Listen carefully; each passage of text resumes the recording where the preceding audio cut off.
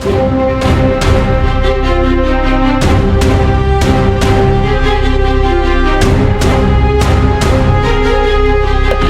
escritos en el libro de la vida.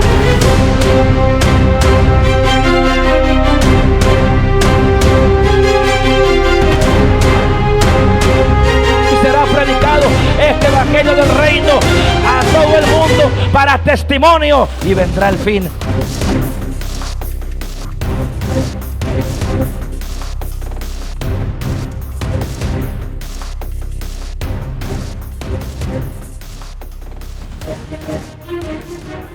Capítulo 11 del libro de el Apocalipsis. Le invito a abrir la palabra santa y bendita del Señor. Vamos a leer algunos versículos, amados hermanos, y quiero que abramos la palabra del Señor en el capítulo 11, en el versículo 3. Amén. Y versículo 4. En el nombre del Padre, del Hijo y del Espíritu Santo. Amén. Dice la palabra de nuestro Dios: y daré a mis 2 testigos que profeticen por 1260 días, vestidos de cilicio. Estos testigos son los 2 olivos, los 2 candeleros que están en pie delante del Dios de la tierra. Ahora le invito a abrir la Biblia en el capítulo 13 de Apocalipsis. Maravilloso es el nombre del Señor. Apocalipsis capítulo 13. ¿Cuánto le damos la gloria a nuestro Dios y a su nombre? Versículo 1 en adelante. Me paré sobre la arena del mar y vi subir del mar una bestia que tenía 7 cabezas y 10 cuernos, y en sus cuernos 10 diademas, y sobre sus cabezas un nombre blasfemo. Y la bestia que vi era semejante a un leopardo, sus pies como de oso, su boca como boca de león, y el dragón le dio su poder y su trono y gran autoridad. Ahora le invito a leer un poco más abajo, versículo 11. Después vi otra bestia que subía de la tierra y tenía 2 cuernos semejantes a los de un cordero, pero hablaba como dragón. Vamos a hacer una oración. Padre bueno y eterno Señor, Padre, te damos toda la gloria, adoración y alabanza. Dios mío, no merecemos estar en este lugar, en tu casa y en tus atrios, Señor. Solo tu misericordia lo puede hacer, Dios amado. Gracias por tu fidelidad, gracias por tu poder, gracias, Señor amado, por tu presencia en medio de nosotros, Dios mío. Ahora te pedimos, Señor, que tu palabra corra y sea glorificada como ríos de agua de vida. Háblanos a través de esta palabra, glorifícate de una manera especial, en el nombre del Padre, del Hijo y de tu Santo Espíritu. Amén y amén. Y a su nombre pueden tomar asiento, amados hermanos. Les invito en el nombre del Señor. Vamos a mirar hoy, hermano, un tema, y el tema es contraste entre el bien y el mal, las bestias y los olivos. Amén. Contraste entre el bien y el mal, las bestias y los olivos. Y le quiero que le ponga mucha atención a la palabra de hoy. Quizás para muchos va a ser un poco confuso, pero para otros no. Pero la idea, hermano, no es confundir, sino aclarar. La Biblia o la palabra del Señor nunca nos confunde a nosotros. Al contrario, nos aclara a nosotros. Nos da la visión. Y todos sabemos que Apocalipsis significa quitar el velo para ver claramente. Entonces, el creyente de hoy en día debe de conocer acerca de la palabra del Señor. Y voy entrando, hermano, en la enseñanza o mensaje, como usted lo quiera tomar en esta hora. Pero quiero utilizar unas palabras, hermano, que se utilizan mucho hoy en día. Y es la palabra geopolítica. La palabra geopolítica, la palabra globalización, la palabra orden mundial y polarización. 4 palabras que los que son estudiosos o aún les gusta ver noticieros, escuchan esas palabras: geopolítica, globalización, nuevo orden mundial y polarización. ¿Qué tiene que ver la geopolítica con la Biblia? ¿Qué tiene que ver la globalización con la Biblia? ¿Qué tiene que ver el nuevo orden mundial con la Biblia? ¿Qué tiene que ver la polarización con la Biblia? Tiene que ver demasiado, amados hermanos. Más cuando sabemos que Cristo viene pronto. Que el Señor en cualquier momento puede levantar la iglesia. Y traje las definiciones técnicas para que miremos, hermanos, cada una de ellas.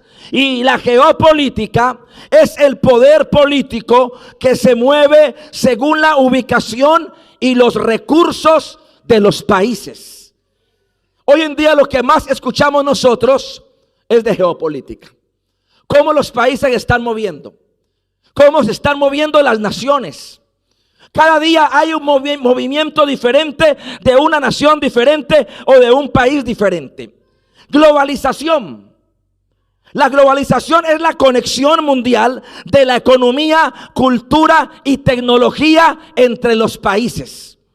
Entonces, la globalización nos habla de un acuerdo mutuo entre los países en cuanto a la economía, en cuanto a la cultura y en cuanto a la tecnología. Eso es la globalización. Miraremos después el nuevo orden mundial, que se oye, que se escucha, y ahora miraremos en la Biblia.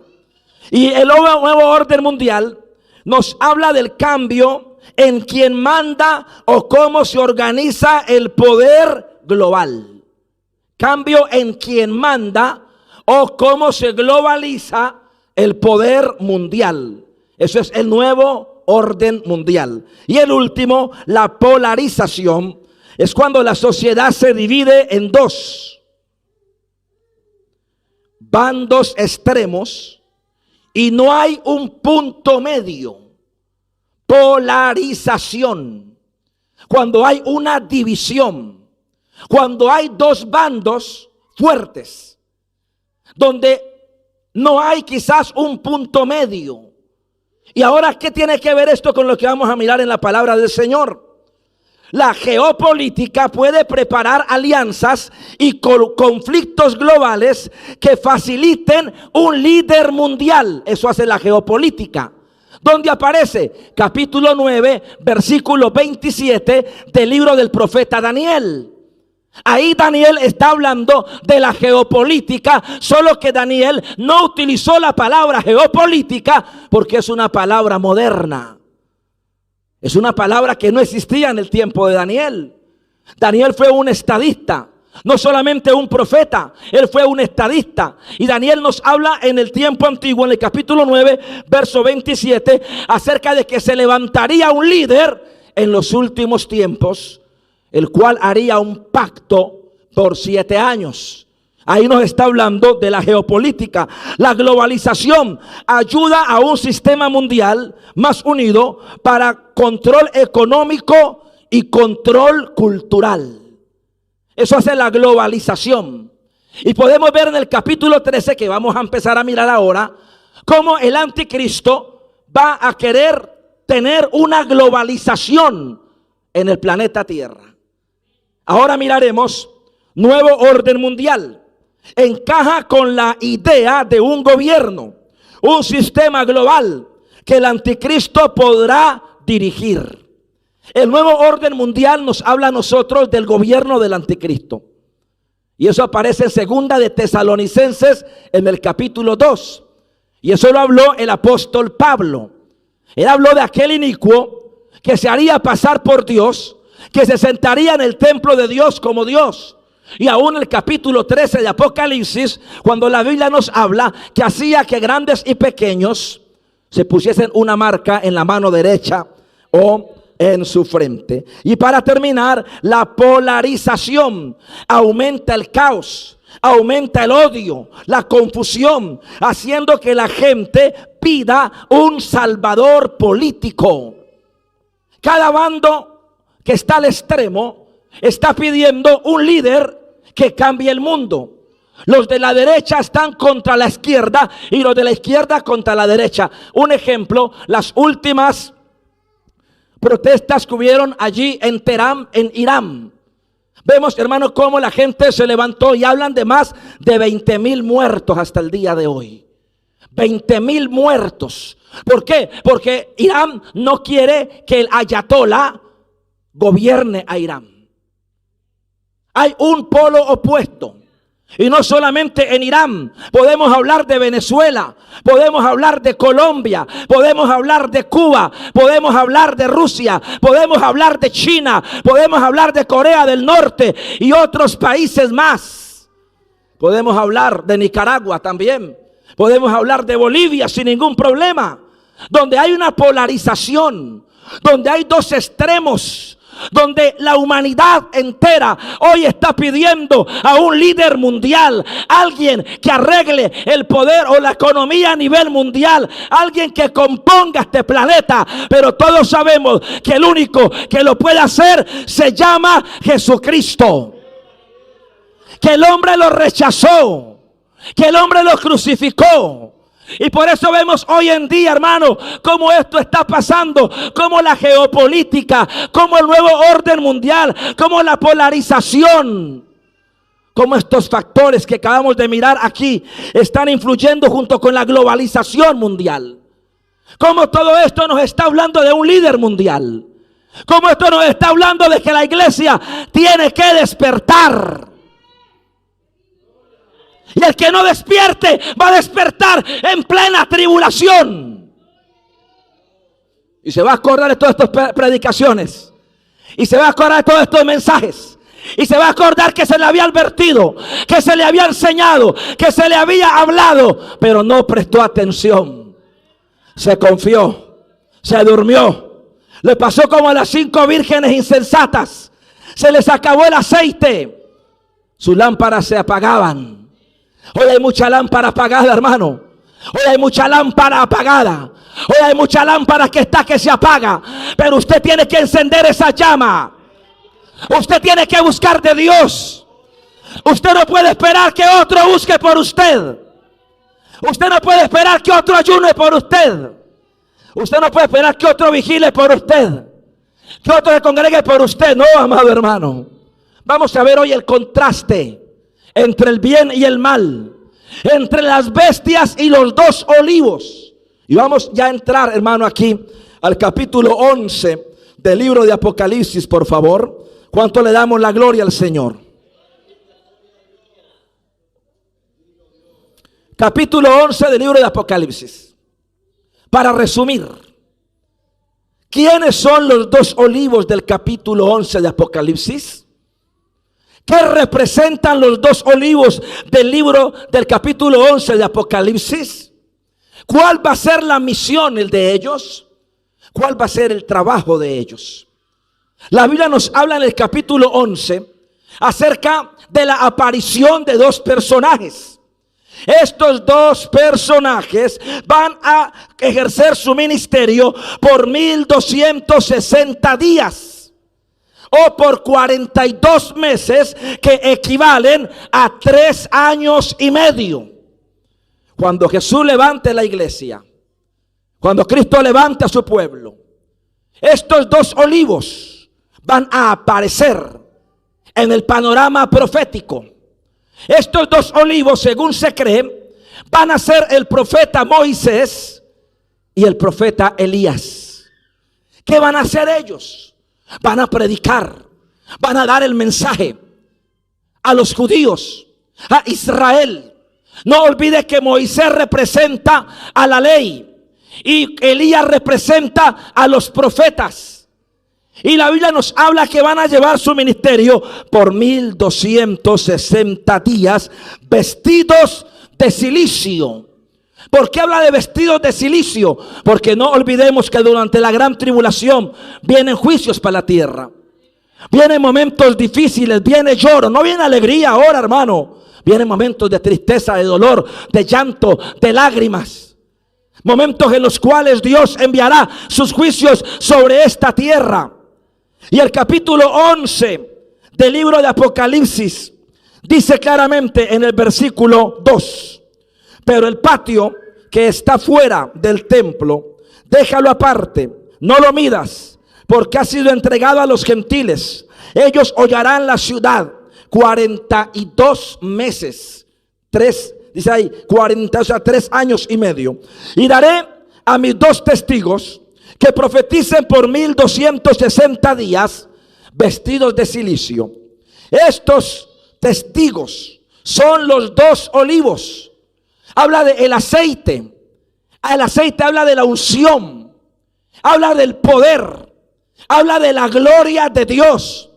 Las luminarias del templo se encendían con el aceite de olivo. El aceite representa la unción, la presencia de Dios, la presencia del Espíritu de Dios.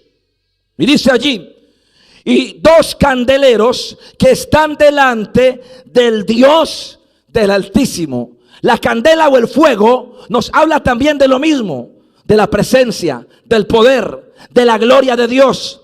O sea que los 2 testigos que van a estar en la tierra no van a estar por voluntad propia, no van a estar por estar. Van a tener poder, van a tener unción, van a ser usados por Dios con milagros, con señales, con prodigios. Dios los ha preparado para una batalla que va a haber en la tierra.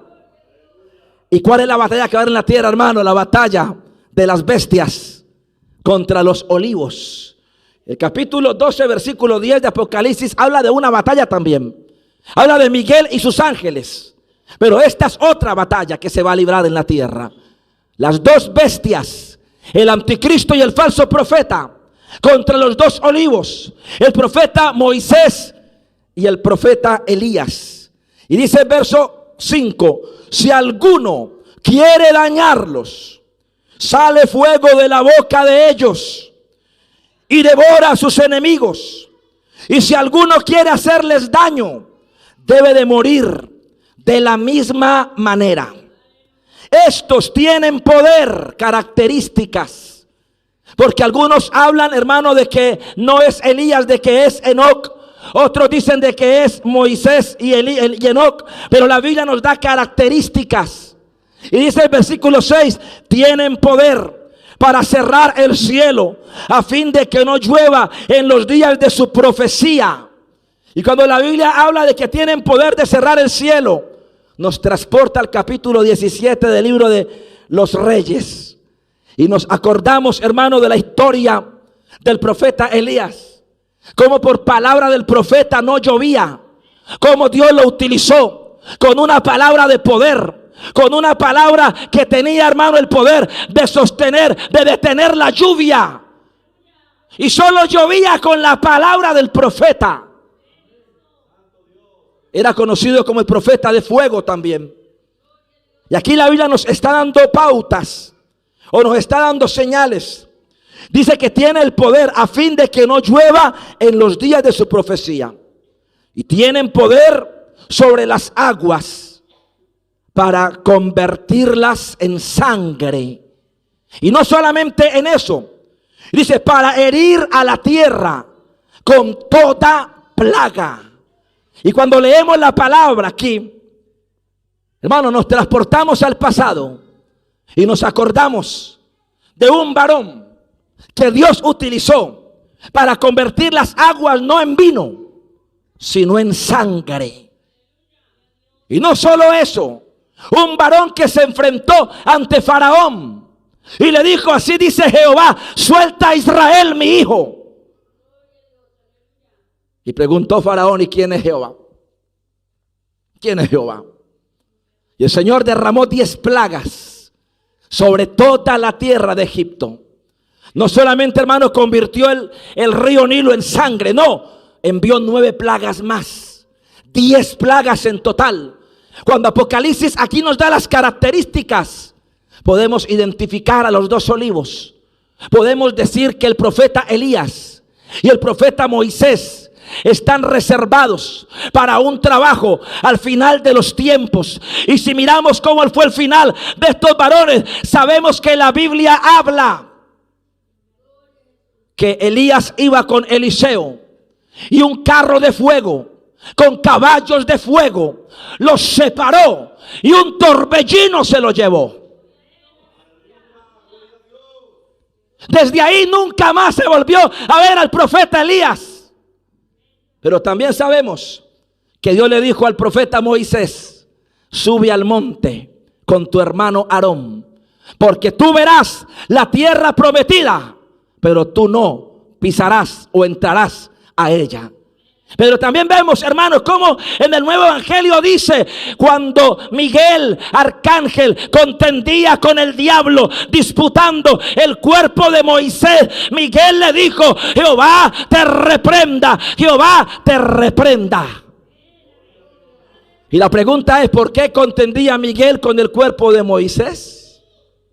¿Dónde está el cuerpo de Moisés? Y el capítulo 17 del libro del Evangelio según San Mateo, en la Reina Valera 1960, hay un título que dice: la transfiguración de Jesús. Y dice la Biblia que Jesús llevó aparte a unos discípulos y dice que se transfiguró delante de ellos, y su rostro fue resplandeciente como el sol. Y he aquí aparecieron Moisés y Elías. Y cuando Pedro ve aquella experiencia, dice: bueno es, Señor, que estemos aquí con usted. Sería bueno hacer 3 enramadas, una para ti, otra para Moisés y otra para Elías. Y ahí terminó la visión. O sea que hay pruebas bíblicas de que los 2 olivos van a ser Moisés y Elías. La iglesia no va a predicar en la gran tribulación, porque la iglesia se va antes de la gran tribulación, hermano. Hermano, usted nunca encuentra un versículo bíblico que muestre a la iglesia evangelizando en la gran tribulación. Usted nunca lo va a encontrar, porque la iglesia va a ser levantada. Porque los encargados de predicar en la gran tribulación van a ser los 2 testigos. Específicamente la Biblia habla allí que va a ser en Jerusalén. El trato de Dios con los goyim, con los gentiles, con nosotros, pasará cuando Dios levante la iglesia. Hermano, ya Dios tratará con la nación de Israel. ¿Habrán naciones salvas? Sí, amén. Pero no tan fácil como hoy.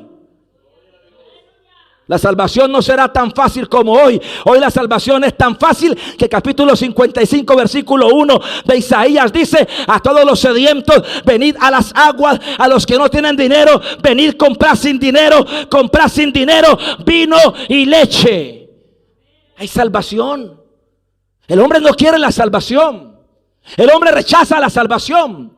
El hombre rechaza la palabra. El hombre se vuelve arrogante, sabio en su opinión. El hombre no quiere dejar la maldad, el pecado, la idolatría, seguir a los demonios. Pero Dios es un Dios de misericordia. Pero su misericordia, según 2 de Pedro capítulo 3, tiene límites. El Señor no retarda su promesa, como algunos tienen por tardanza. Antes es paciente, no queriendo que nadie perezca, pero el día del Señor vendrá como ladrón en la noche. ¿Y cómo está la iglesia? Si Cristo llegara hoy, ¿cómo estás tú? No según lo que usted crea, no según lo que yo crea, según lo que Dios ve. El mensaje de esta mañana en Lorraine fue eso: el testimonio que Dios da acerca de nosotros. No lo que yo diga de mí, o lo que usted habla de mí, o lo que yo habla de usted. Es lo que Dios dice de mí. Si Cristo levantara hoy la iglesia, ¿cuántos irían hoy y cuántos quedarían aquí sentados hoy? Mira, hermano, entonces no es lo que yo piense, lo que yo diga, es como está escrito. Entonces dice la Biblia allí de características. Verso 7. Y cuando hayan acabado su testimonio, la bestia que sube del abismo hará guerra contra ellos, los vencerá, los matará, y sus cadáveres estarán en la plaza grande de la gran ciudad, que en sentido espiritual se llama Sodoma y Egipto, donde también nuestro Señor fue crucificado. Si no respetaron la vida del Señor, ¿van a respetar la vida del hombre? Amados hermanos, van más de 20,000 personas muertas en Irán. Cuando usted escucha esa cifra, 20,000 muertos, ¿usted qué siente? ¿Siente usted algo? ¿Piensa usted algo? Quizás muchos dicen, no, yo no tengo familia en Irán, no soy persa. Usted no tiene familia en Irán, pero otros sí los tienen. Han muerto niños, han muerto jóvenes, han muerto mujeres, han muerto hombres que quieren libertad, que están cansados de la esclavitud, que han levantado su voz, pero los han silenciado. ¿Por qué mataron a Jesús? Porque levantó su voz. Porque el diablo no quiere hombres y mujeres que levanten la voz en estos tiempos, predicando la sana doctrina, predicando la palabra como está escrita en la Biblia. No, hoy el diablo quiere llevar la gente al engaño, que la gente esté ciega, que la gente no entienda, tener la gente entontada con las redes sociales, con bobadas, con tonterías que no animan, que no llenan de nada, con cosas pasajeras. Que el pueblo no escudriñe la palabra, que la gente no se meta con Dios, que el cristiano cada día sea más frío. Hoy en día solamente hay cristianos de teléfono. Los cultos los siguen en los en vivos. No van hasta un templo, no buscan de Dios, porque los tiene el diablo atados, hermano. Es que la tecnología sirve para algo, sí, también para atar, para informar, para aprender y para atar, para destruir hogares. Para todo sirve la tecnología. La tecnología hay que utilizarla para lo bueno, no para lo malo. Amado hermano, pero ¿qué pasa aquí? Dice la Biblia que la bestia que sube del abismo hará guerra contra ellos, los vencerá y los matará, y sus cadáveres estarán ahí en Jerusalén. Verso 9, y los de los pueblos, tribus, lenguas, naciones verán sus cadáveres por 3 días. Y hemos ya estudiado los martes aquí en Apocalipsis, mirando la palabra. Hemos mirado cómo este versículo nos habla del invento de los smartphones, de las videocámaras. Como aquí este versículo nos está hablando de que llegaría el tiempo donde el hombre podría ver algo a nivel mundial desde su casa.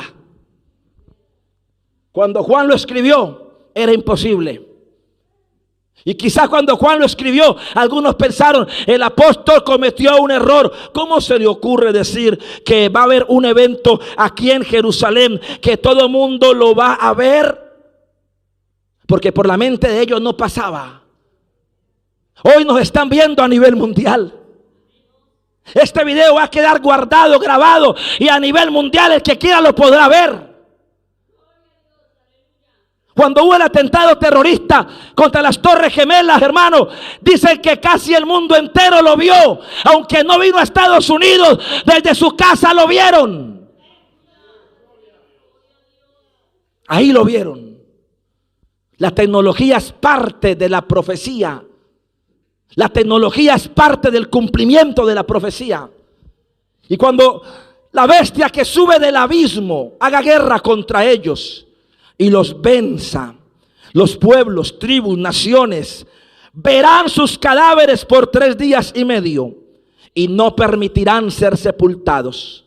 Y los moradores de la tierra, verso 10, se regocijarán sobre ellos y se alegrarán y se enviarán regalos unos a otros, porque estos 2 profetas habían atormentado a los moradores de la tierra.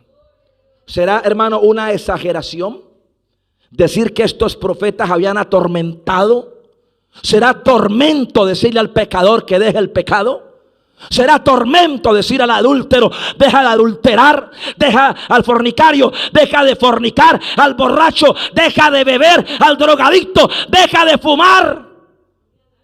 Sí, pastor, eso es un tormento. Es un tormento la iglesia cuando predica la verdad, cuando predica contra el pecado, contra la maldad. Sí, es un tormento. A mucha gente no le gusta. A mucha gente detesta, a mucha gente le da rabia, aún a muchos cristianos flojos. Cuando se le dice arréglese con Dios, hermano, Abra los ojos, deje tanta pereza, deje tanta maldad, deje tanta mentira, deje tanta murmuración, tanta crítica. Conviértase, nazca de nuevo. El pastor me tiró el mensaje, el pastor me echó el mensaje. Claro, como usted es mentiroso, como usted es adúltero, como usted es fornicario, como usted si le cayó es porque está haciéndolo. Y no es el pastor, es la palabra de Dios. En mi Biblia habla. ¿No sabéis que los injustos, no es en la suya? Primera de Corintios 6:9. ¿No sabéis que los injustos no heredarán el reino de Dios? No erréis, ni los borrachos, ni los adúlteros, ni los afeminados, ni los que se echan con varones. Pero predicar esta palabra es un tormento.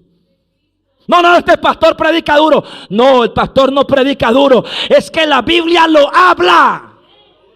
Si no, es que hay pastores que omiten lo que la Biblia dice porque no les conviene. Porque les da miedo, hermano. Porque buscan gloria de hombres. Pero todo aquel que ama la verdad, todo aquel que quiere ser salvo, tiene que escuchar esta palabra. ¿Cuánto damos la gloria a Dios? Aleluya. Cuando yo estudio la palabra y llego a este punto y yo leo, bueno, y yo miro esta parte de la Biblia, cuando dice de que habían atormentado a los moradores de la tierra, yo digo, Señor, ¿cómo es que la Biblia dice aquí que habían atormentado a los moradores de la tierra? Moisés y Elías habían atormentado por 3 años y medio a los moradores de la tierra. ¿Por qué los atormentó? Repito lo que dije ahora. Porque les dijo, arrepentíos o pereceréis. ¿Y sabe quién lo dijo? Jesucristo. Jesucristo lo dijo. Arrepentíos o pereceréis. Pero a muchos les da rabia, se enojan. Les hierve la sangre, hermano. Pero yo digo, uno para qué se va a convertir si le duele que le prediquen del pecado. Pues mejor quédese en el mundo, quédese en el pecado. Pero si usted quiere ser una nueva criatura, usted tiene que nacer de nuevo. Tenemos que nacer de nuevo. Hay que dejar esa malicia del mundo en el mundo. Déjelo del mundo con el mundo, hermano. Mire, pero es que como mucha gente no lee la palabra, como mucha gente no escudriña la Biblia, entonces cree que el pastor se inventa los versículos, que el pastor se inventa las terminologías, que el pastor predica muy fuerte. No, amado hermano, es que es la palabra. Pedro le dijo al Señor, Señor, dura es esta palabra, ¿quién la podrá oír? Jesús le dijo, ¿acaso también queréis iros vosotros? Pero Pedro reflexionó y dijo, Señor, ¿a quién iremos? Solamente tú tienes palabra de vida eterna. ¿Usted quiere mentiras? Escuche enlace. ¿Usted quiere oír mentiras? Hermano, hay cantidades proféticas así, de pastores así, que te calientan el oído, que te dicen, un poquito de pintura no es nada. Unos pantaloncitos, hermana, eso no es nada. Para mí no es malo que te moches el capul. Para mí no es malo que te pintes el pelo. Para mí no es malo que te pintes las canas. Para mí no es malo que te cases otra vez.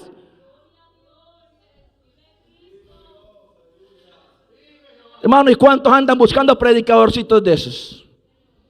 ¿Qué hace usted en el movimiento? Si le gusta esa palabra.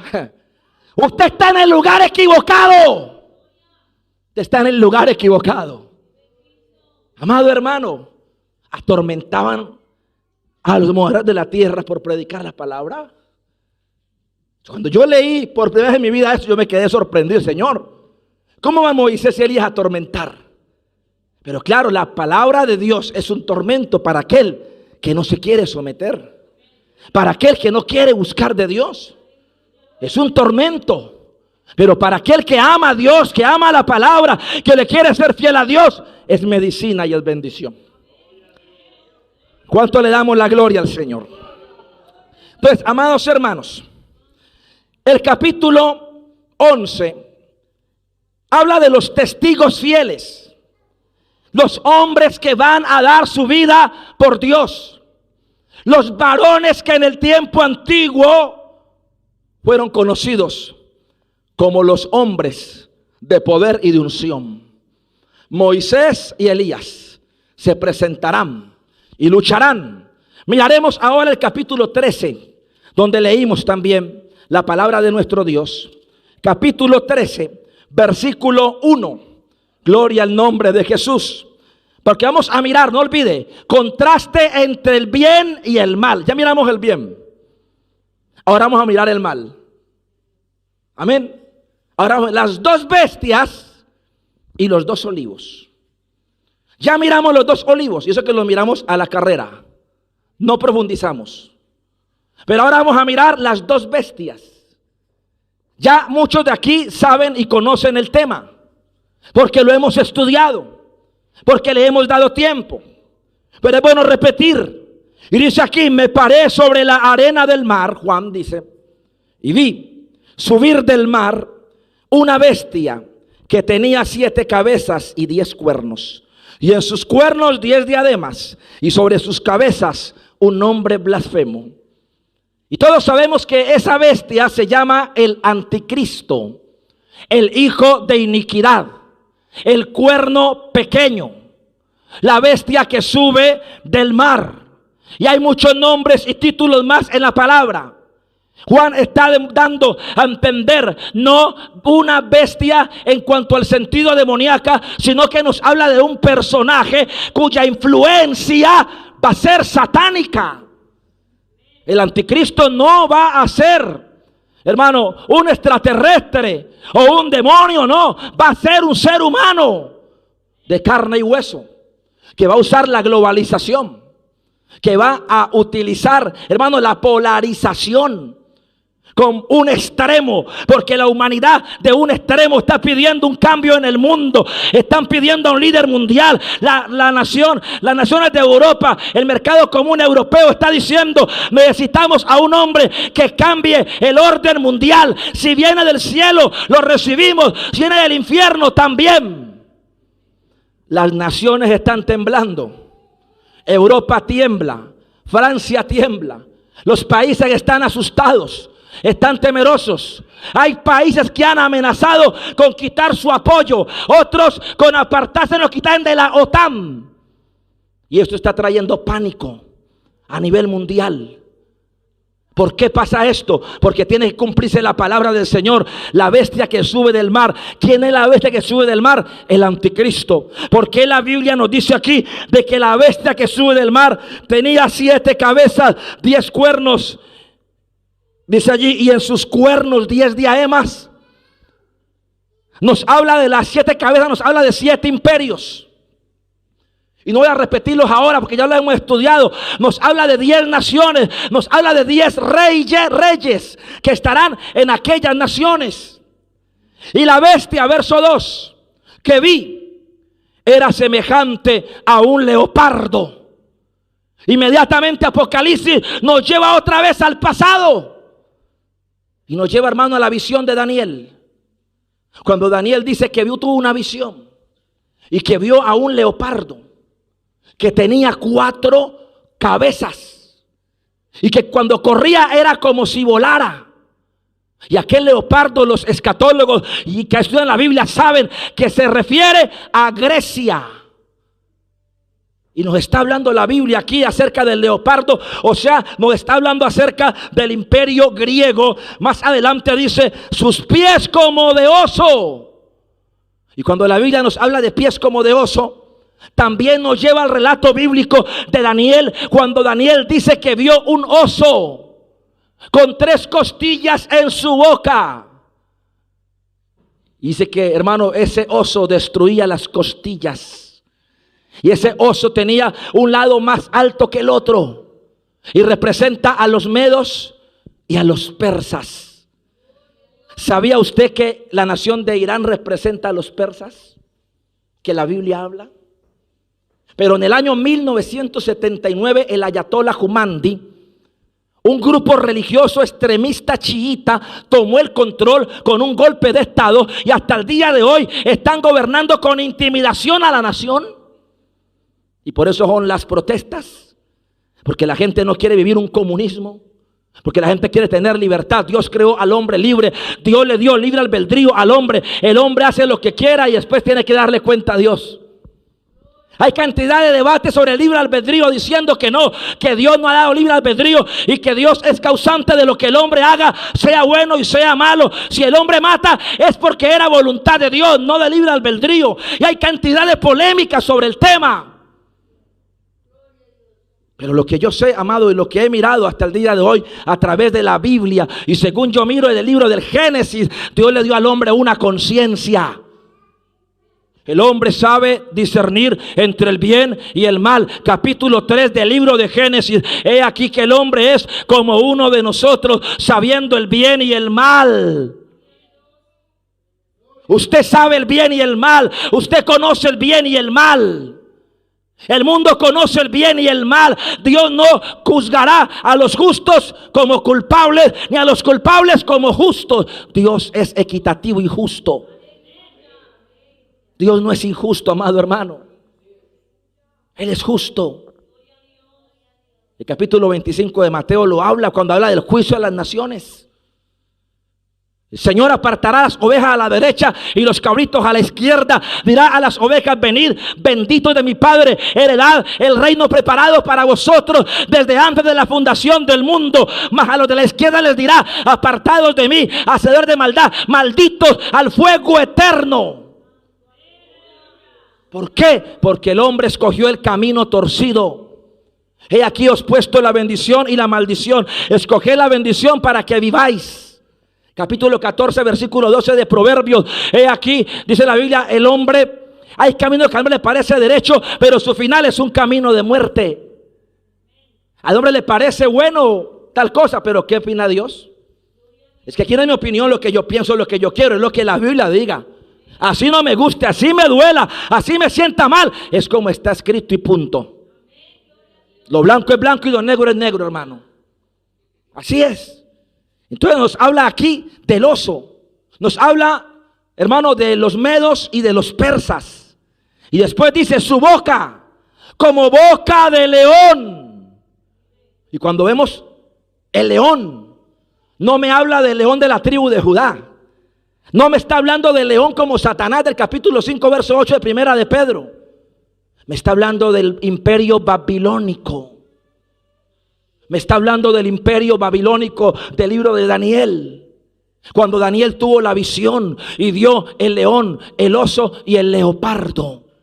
Y después vio una bestia horrenda, horrible, que él no podía describir, y representa el imperio romano. Pero note algo, hermano, que aquí no aparece la cuarta bestia. Apenas aparecen tres. Aparece el leopardo, oso y león. No aparece la bestia horrenda que vio Daniel. Juan ve otra cosa diferente. Juan ve un dragón. Juan ve un dragón. Porque Juan está hablando allí y dice, hermano, y el dragón le dio su poder y su trono y gran autoridad. Ahí está hablando Juan del dragón.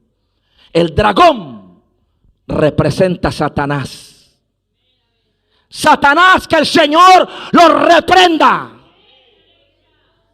Desde el capítulo 3 del libro del Génesis, como una serpiente, aparece Satanás. Y aquí nos habla del dragón que le dio su poder y le dio su autoridad. Entonces identificamos la primer bestia, y la primer bestia es el anticristo.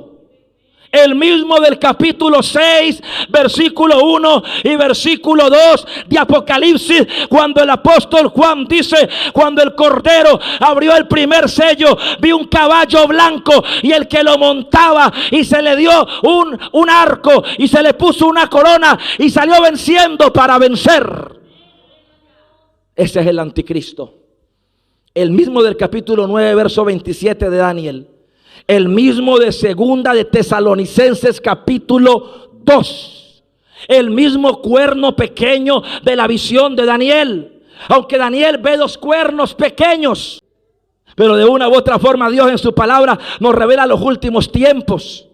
Entonces vamos a identificar la otra bestia. Apocalipsis capítulo 13, versículo 11. Dele toda la gloria a Dios. Capítulo 13, verso 11. Después vi otra bestia que subía de la tierra. La primera subía del mar, la segunda subía de la tierra. Tenía 2 cuernos, semejantes a los de un cordero, pero hablaba como dragón. Cuando la Biblia nos habla que vio la segunda bestia que subía de la tierra y que tenía 2, dice allí, 2 cuernos. El uno representa el poder político, el otro representa el poder espiritual o eclesiástico. Y dice, tenía apariencia de cordero, pero hablaba como dragón. Hermano, ¿sabía usted que las apariencias engañan? Hermano, por favor, concéntrese. ¿Sabía usted que las apariencias engañan? ¿Sabía usted que las apariencias engañan? Aquí la Biblia lo habla. Tenía apariencia de cordero, pero hablaba como león. Hay perros que usted los ve tiernos y cuando los va a acariciar le muerden los dedos. Hermano, ha pasado. Y hay perros que usted los ve, hermano, imponentes. Y el dueño dice, tranquilo, él no muerde. Y usted, no, yo no quiero arriesgarme. Y verdad, usted ve el perrito, hermano, y es un perro que no muerde. Aquí vemos la segunda bestia con una apariencia de cordero, pero habla como dragón. La segunda bestia nos habla del falso profeta. Nos habla de aquel hombre que viene a esta tierra vestido de un traje de religiosidad. Aquel que va a hablar un sermón eclesiástico, ecuménico, aquel que querrá unir las religiones del mundo después del arrebatamiento de la iglesia. Hoy en día se habla, hermano, de por qué no hay un ecumenismo. Hoy en día habla de por qué tanta separación. Debemos de unirnos entre pueblos y naciones a orar al mismo Dios. No es el mismo Dios. No tenemos el mismo Dios. Yo rechazo la teoría, hermanos, que la gente utiliza. Es que todos adoramos al mismo Dios. Es que todos vamos para un mismo lugar. No. Todos no vamos para un mismo lugar. Es que todo camino lleva a Roma. Sí, a Roma sí, pero al cielo no. Capítulo 14, versículo, creo que el 6 o el 7 del libro de San Juan. Jesús dijo, yo soy el camino, la verdad y la vida. Nadie viene al Padre si no es por mí. Mira, amado hermano, Isaías capítulo 35 dijo, habrá camino y calzada, será llamado camino de santidad, no pasará inmundo por él, sino que él estará con ellos, y el que anduviere por este camino, por torpe que sea, no se desviará. Y Jesucristo dijo, entrad por la puerta estrecha, porque ancha es la puerta y grande el camino que lleva a la perdición, y muchos son los que lo hallan. Pero estrecha es la puerta y angosto el camino que lleva a la vida, y pocos son los que lo hallan. ¿Usted sí vio que todos no por un solo camino? ¿Sí vio que todos nos servimos al mismo Dios? ¿Vio que todos, hermanos, nos tenemos al mismo Dios? ¿Sí puede ver? No se deje engañar de teorías ecuménicas. El falso profeta se presentará como un cordero, pero hablará como dragón. Ahora vamos a mirar el contraste que les dije entre el bien y el mal. El contraste es el siguiente: el bien, los 2 olivos; el mal, las 2 bestias que acabamos de ver. Hermano, los 2 olivos representan el poder de Dios, la salvación de Dios. Las 2 bestias representan el infierno, Satanás, su cúpula demoníaca. Representan la maldad en la tierra, representan el caos, representan la desobediencia, representan el orgullo, representan el pecado. la anarquía. ¿Qué va a pasar cuando se encuentren el profeta Elías, el profeta Moisés, el anticristo y el falso profeta? El profeta Elías, yo me imagino que va a luchar contra el falso profeta. Que el profeta Elías le va a decir: Dios me utilizó contra 500 profetas de Baal, profetas mentirosos, llenos de pecado, con una doctrina torcida. Tú eres un hijo del diablo, tu doctrina no es de Dios, quieres engañar al mundo entero. He sido enviado de parte de Dios. Atención, atención todo el mundo, este es un impostor, no le crean a su apariencia. Aunque tenga cara de cordero, habla como dragón. Sus dos cuernos representan el poder político y el poder eclesiástico. El poder de Dios nunca se mezcla con la política. Un hombre de Dios no se mezcla en política. Un hombre de Dios no se pone la camiseta de un político. Un hombre de Dios no anda con una bandera de un partido político. Porque en la política hay corrupción. Porque en la política hay mentira, hay muerte, hay engaño. Hermano, y el profeta Elías va a enfrentarlo a él. Y le va a decir: así como me enfrenté a los 500 de Baal, ahora en el nivel mundial digo que tú eres un falso profeta, que tú eres un mentiroso, que quieres engañar las naciones, que quieres mentir, que quieres traer tu doctrina sucia, cochina. Pero ¿qué dice la Biblia? El falso profeta hará guerra contra él. Y el falso profeta hará señales y milagros. Que dice la Biblia que muchos van a creer. Pero también Elías va a hacer milagros. También Elías va a hacer descender fuego del cielo. Así como cuando la Biblia habla que fue Moisés ante Faraón. Y cuando llegó Moisés ante Faraón y tiró la vara al suelo, se convirtió en culebra. James y Jambres, los brujos de turno, también tiraron sus varas. Pero dice la Biblia que la vara de Moisés, la serpiente, se comió las otras dos. Que el poder de Dios es más grande. Que el poder de Dios vence. Que el poder de Dios triunfa sobre el pecado, sobre la maldad, sobre la mentira. Dele gloria a Dios, hermano. Y ahora miraremos el otro panorama. Ahora me imagino yo a Moisés ante la bestia que sube del mar, ante el anticristo, ante la bestia que tiene 7 cabezas, 10 cuernos, 10 diademas, que su aspecto es como leopardo, oso y león, a la cual el dragón entregará su poder y su dominio. Me imagino a Moisés diciendo: el Señor te reprenda. Tú eres un falso Mesías. El verdadero Mesías murió en la cruz del Calvario. Derramó su sangre por nuestros pecados. Tú eres un impostor. Tú eres un mentiroso. Tú eres el hijo del diablo. Bueno, si algo le duele a un hijo del diablo, es que le digan hijo del diablo. Si algo le duele. Un hombre llegó armado a la iglesia que pastoreaba en Colombia con un revólver y me dijo: alguien me dijo que yo era hijo del diablo. ¿Usted es el pastor de acá? Yo le dije: sí, señor, por misericordia, y aunque no lo merezca, lo soy. Y me dijo: yo soy un hijo del diablo. Yo le respondí: yo no sé quién es usted. Yo no sé si usted es hijo de Dios o si usted es hijo del diablo. Y me dijo: porque acabo de llegar de matar a un evangélico que me dijo que yo era un hijo del diablo. Yo le dije: lo que yo sé es que usted tiene que arrepentirse. Y es que usted tiene que dejar lo malo.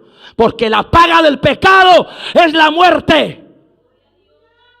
Y me dijo: quiero contarle mi vida. Yo le dije: no me interesa lo que me quiera contar. Yo no soy psicólogo. Lo que puedo hacer es orar por usted. Y me dijo, no, quiero contarle todo. Le dije, yo me rehúso a escuchar lo que usted me quiera decir. Porque yo no soy un cura para confesarlo. Soy un pastor que solo oro por las personas para que Dios les perdone lo malo y sus pecados. Y me dijo, ¿usted nunca lo han amenazado con un revólver? Le dije, hasta el momento no, pero tampoco tengo miedo, porque de algo tenemos que morirnos. Mano, delante de Dios fue así. Y aquel hombre me miró feo y salió en un auto y se fue. Y nunca más lo volví a ver.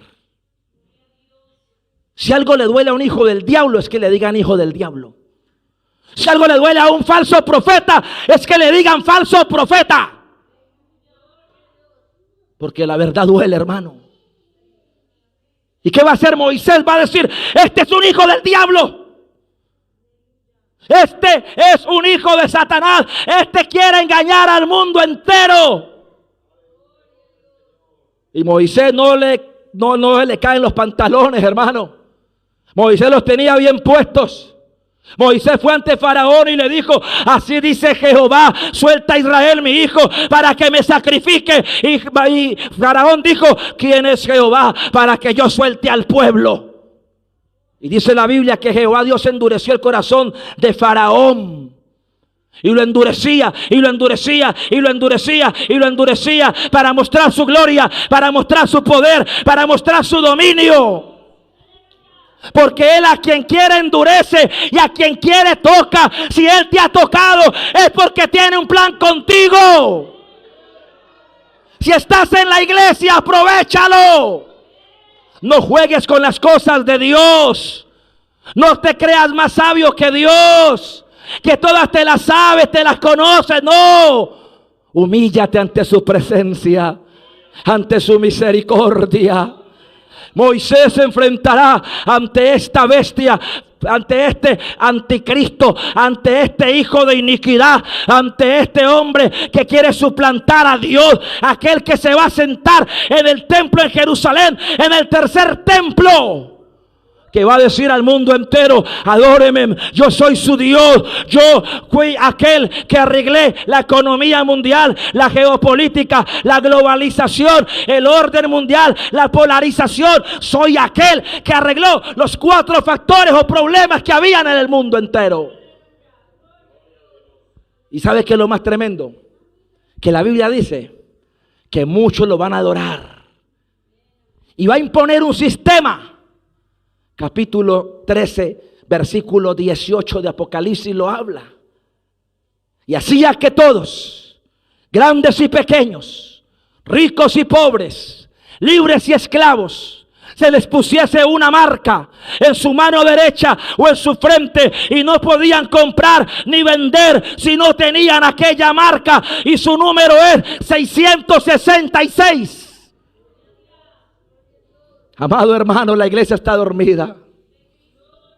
La gente ve esto como si fuera algo futuro que estoy predicando. Quiero decirles que lo que le estoy predicando en esta hora y enseñando no está muy lejos de nosotros. De que ya todo está preparado, de que Cristo va a levantar su iglesia, de que la iglesia está o tiene que estar despierta. La iglesia tiene que buscar de Dios. La iglesia tiene que entender. Tiene que consagrarse más a Dios. Hay una lucha entre el bien y el mal. Hay una lucha hasta el día de hoy. Y esa lucha no va a parar hasta que todo sea consumado. Ciertamente Jesucristo venció en la cruz del Calvario. Ciertamente Él dice, yo tengo la llave del infierno y de la muerte. Pero usted y yo tenemos que pelear. Usted y yo tenemos que luchar. Usted y yo tenemos que buscar la misericordia de Dios. Pedirle cada día misericordia a Dios. Decirle a Dios que nos ayude. Decirle a Dios que tenga piedad de cada una de nuestras almas. Decirle al Señor, ayúdanos, Señor. Vamos a volver al capítulo 11 para ir terminando, por favor. El capítulo 11 nos habla cuál va a ser el final de esta batalla solamente. No de todo. Verso 8, capítulo 11. Verso 7 mejor. Cuando haya acabado su testimonio, la bestia que sube del abismo. A los que escudriñan la palabra y saben y han notado algo, porque el capítulo 13, 1 en adelante, hermano, no nos habla de una bestia que sube del abismo, sino que habla de una bestia que sube del mar. Y habla de otra bestia que sube de la tierra, falso profeta. La bestia que sube del abismo, ¿quién es? Porque aquí me habla de la bestia que sube del abismo, hará lucha contra ellos. La bestia que sube del abismo es la misma bestia que sube del mar. La bestia que sube del abismo es el mismo anticristo. El abismo o el mar no representan tanto un lugar, sino la profundidad. Cuando hablamos de abismo, significa foso sin fondo. Y cuando hablamos del mar, en el mar están las alturas más grandes de la tierra. El monte Ararat no es la altura más grande de la tierra. La altura más grande de la tierra está en la zona abisal que se encuentra en el mar. O sea que el abismo no me habla tanto de ubicación o de lugar, sino que me habla de lo profundo de la espiritualidad. Me habla de que esta bestia viene por operación no humana, sino por poder del enemigo. ¿Y qué dice la palabra? La bestia que sube del abismo hará guerra contra ellos, los vencerá y los matará. La pregunta es, bueno, ¿y entonces por qué ese show? ¿Por qué tuvo que venir Elías? ¿Por qué tuvo que venir Moisés? ¿Para qué vinieron ellos si sabían que los iban a matar? Si usted, hermano, le pone un poquito de cuidado a la palabra, hay una palabra allí en el versículo 7 que dice testimonio. ¿La leyó? Testimonio. Cuando hayan terminado su testimonio. Habla que este evangelio será predicado para testimonio. La iglesia no predica para que la gente se convierta. Elías y Moisés no van a predicar para que la gente se convierta. El que hace convertir es Dios. Jesús le dijo a los discípulos: vosotros no me escogisteis a mí, yo os escogí a vosotros. Mi predicación y su predicación es para testimonio. Dios tendrá misericordia del que Él quiera tener misericordia. Dios salvará al que Él quiera salvar. Eso no depende de nosotros.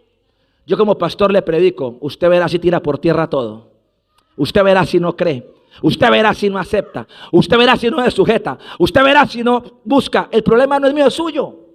Pero yo cumplo con predicar para testimonio. Y dice la Biblia, cuando terminen el testimonio, serán muertos, los matarán. Verso 8. Sus cadáveres estarán en la plaza grande de la ciudad, que en sentido espiritual se llama Sodoma y Egipto, donde también nuestro Señor fue crucificado. Y los de los pueblos, tribus, lenguas, naciones, verán sus cadáveres por 3 días y medio y no permitirán que sean sepultados. Mano, lea el verso 10. Y los moradores de la tierra se repartirán, entre ellos se alegrarán, se enviarán regalos unos a otros, porque estos profetas habían atormentado a los moradores de la tierra. Pero después de 3 días, ¿qué va a pasar? Después de 3 días y medio, entró en ellos el espíritu de vida enviado por parte de Dios, y se levantaron sobre sus pies. Y cayó un gran temor sobre los que lo vieron. Y oyeron una gran voz del cielo que les decía: subid aquí. Y subieron al cielo en una nube, y sus enemigos los vieron. Resurrección. Van a resucitar ante los ojos del mundo entero. Pero ya para terminar, mire lo más abajo lo que dice. Verso 13. En aquellos días, en aquella hora, hubo un gran terremoto. y la 10ª parte de la ciudad se derrumbó. Y por el terremoto murieron en número 7,000 hombres. Y los demás se aterrorizaron y dieron gloria al Dios del cielo. Un terremoto que va a matar 7,000 personas. La pregunta es, ¿los que mueren en el terremoto aceptaron el testimonio de los 2 olivos o lo rechazaron? La pregunta para terminar es, ¿usted acepta la palabra o no la acepta? ¿Usted dice amén pero no busca de Dios? ¿O usted dice amén y busca de Dios? ¿Cómo es tu vida ante Dios? No ante el hombre, ante Dios. El Señor conoce lo más profundo de nuestros corazones. Póngase de pie, le invito en esta hora. Vamos a darle gracias a nuestro Dios. Alabado sea el nombre de Jesús.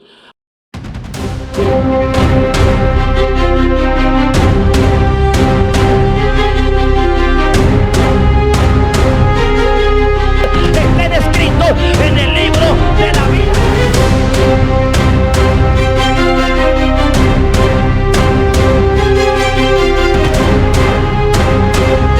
Será predicado este evangelio del reino a todo el mundo para testimonio, y vendrá el fin.